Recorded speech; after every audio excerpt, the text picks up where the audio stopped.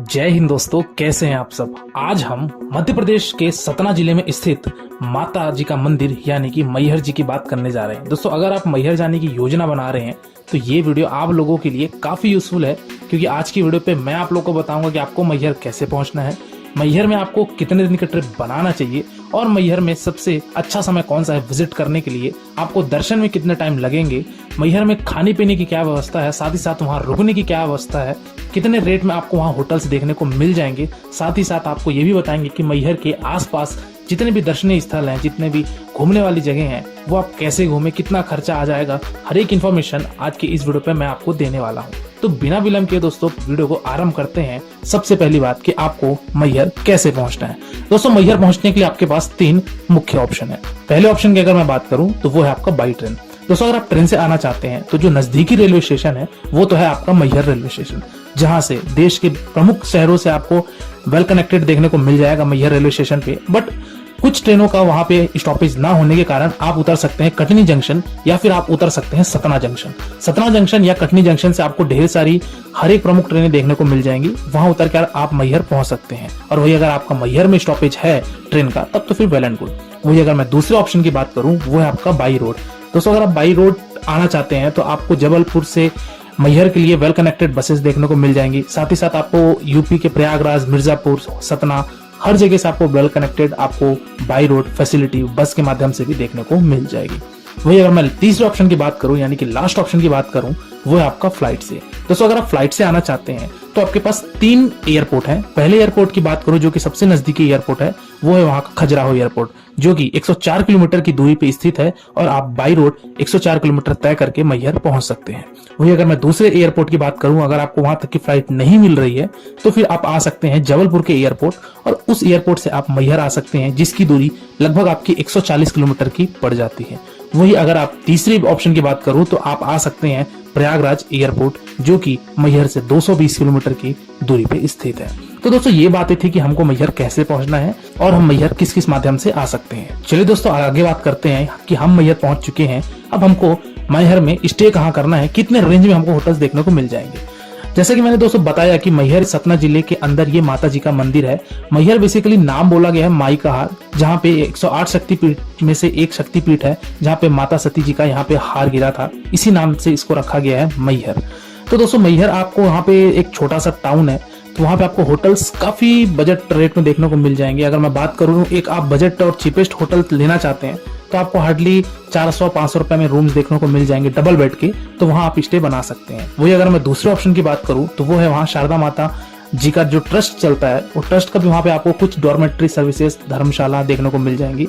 तो वहां भी आप आकर स्टे कर सकते हैं, जिसका किराया 200 रुपए, 250 रुपए ये होता है और आप 24 घंटे के लिए वहां अपना विराम ले सकते हैं। वही अगर मैं दोस्तों बात करूं कि वहां पे खाने पीने की क्या व्यवस्था है, तो दोस्तों खाने पीने की व्यवस्था वहां एक तो है आपके पास प्राइवेट होटल्स, जहां पे आपको 70 रुपए 80 रुपए में वेज थाली देखने को मिल जाएगी और आप भर पेट भोजन ग्रहण कर सकते हैं। वही अगर दूसरे ऑप्शन की बात करूं खाने पीने में, तो वो है आपका वहां पे चलता है एक लंगर, जो कि माता शारदा जी के ट्रस्ट के द्वारा चलाया जाता है, जहां पे रोपवे की टिकट कटती है। टिकट के बगल में ही वहां पे आपको एक प्रसादालय देखने को मिलेगा, जो कि माता शारदा जी का प्रसादालय है। तो वहां आप 20 रुपए की टोकन कटा के आप वहां भोजन ग्रहण कर सकते हैं। लेकिन इस लंगर की जो टाइमिंग होती है दोस्तों, वो सुबह 11 बजे से लेकर दोपहर के 2 बजे तक की होती है, यानी कि 3 घंटे का ये लंगर चलता है और आप यहाँ भोजन ग्रहण कर सकते हैं। और मैंने ये तो बता ही दिया आपको कि आपको स्टे कहाँ करना है। दोस्तों, आप मैहर में स्टे करने के लिए अगर बेस्ट लोकेशन बोलूं तो वो तो है या तो आप रेलवे स्टेशन के पास अपने होटल ले लीजिए, अन्यथा आप चाहें तो बाजार में यानी कि जहाँ पे घंटा घर है तो घंटा घर के पास भी आप अपने होटल्स ले सकते हैं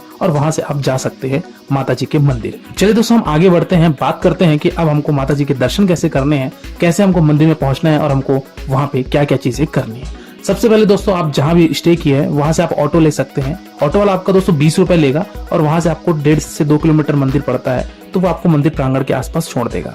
वहां से आपको कुछ दूरी आपको चलना पड़ेगा, लगभग 700-800 या 1 किलोमीटर के तकरीबन आपको पैदल चलना पड़ेगा, क्योंकि वहां पे ऑटो वालों की जाने की अनुमति नहीं है। तो आप वहां ऑटो से मंदिर के प्रवेश द्वार तक पहुंचिए। प्रवेश द्वार से पहुंचने के बाद वहां से आपकी सीढ़ी शुरू हो जाती है। इस माता की चढ़ाई करने के लिए आपको लगभग 1063 सीढ़ियां चढ़ना पड़ेगा और इस सीढ़ियों को चढ़ने के लिए मान के चलिए कि अगर आप आराम से भी चढ़ते हैं तो हार्डली आपको 1 घंटा 1.25 घंटा या फिर और अगर आराम से करना चाहेंगे तो आप 1.5 घंटे आपको लगेंगे और आप आराम से माता जी के मंदिर प्रांगण तक पहुंच जाएंगे। दोस्तों अगर आप माता जी के लिए फूल चुनरी प्रसाद लेना चाहते हैं तो जैसे ही आप सीढ़ी चढ़ते जाएंगे तो अगल बगल दोनों साइड आपको स्टॉल्स देखने को मिल जाएंगे। तो अगर आप वो सब चीजें लेना चाहते हैं, माता जी के लिए कुछ अर्पण करना चाहते हैं, तो आप ये चीजें वहां अर्पण कर सकते हैं।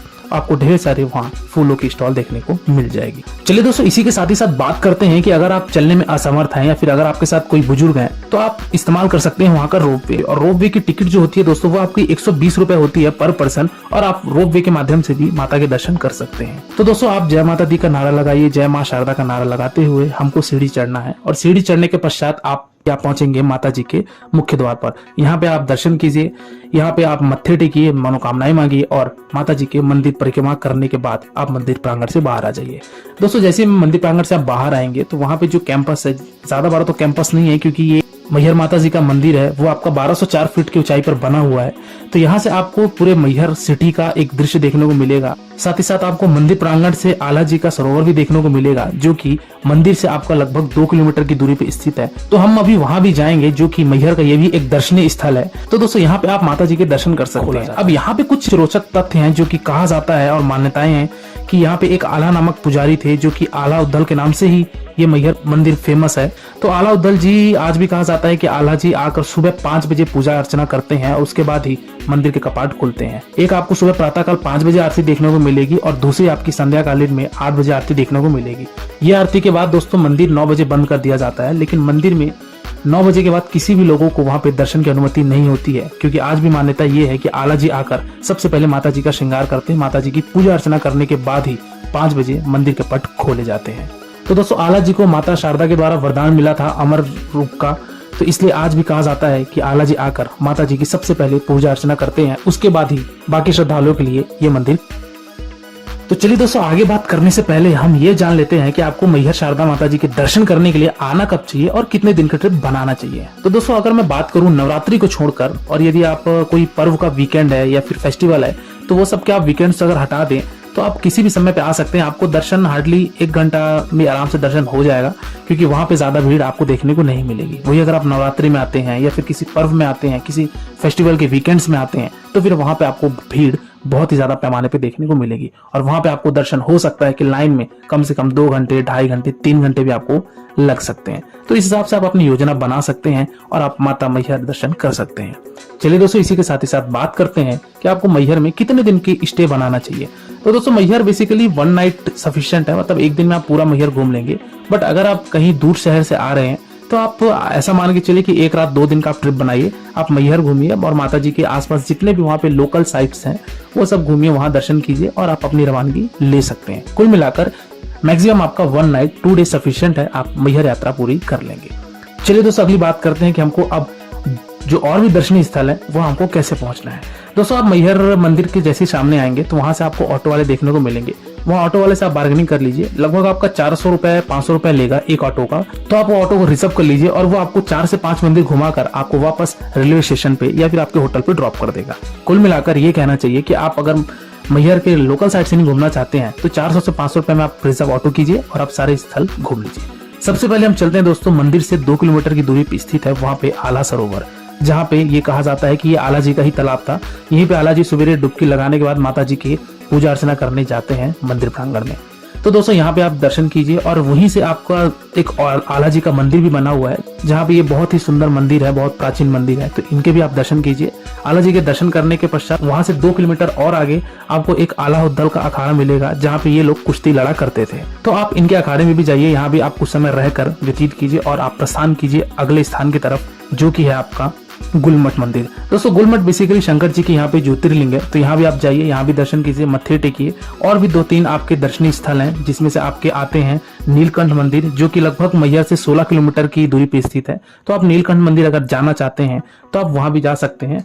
और अगले स्थान की बात करूं तो वो है आपका दोस्तों बड़ी खेरमाई मंदिर। तो बड़ी खेरमाई मंदिर जाइए, यहाँ भी आप अपना दर्शन कीजिए, मत्थे टेकिए। और नरसिंह स्वामी जी का भी एक मंदिर है, तो नरसिंह जी के भी आप जाइए, दर्शन कीजिए, वहां भी आप घूम सकते हैं।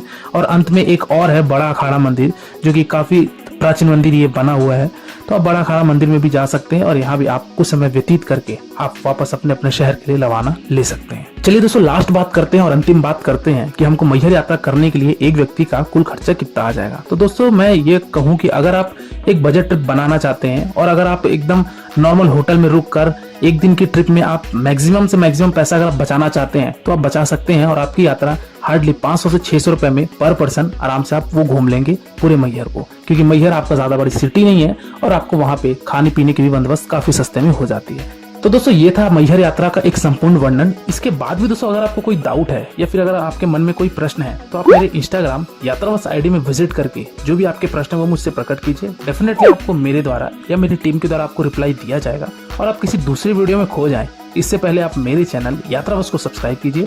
आज की वीडियो में दोस्तों फिलहाल इतना ही, मिलते हैं फिर एक नई वीडियो में एक नई यात्रा के साथ एक नए विषय के साथ। तब तक के लिए शुक्रिया। जय हिंद, जय माता दी, जय मां शारदा माई। Wish you safe, comfortable and happy journey.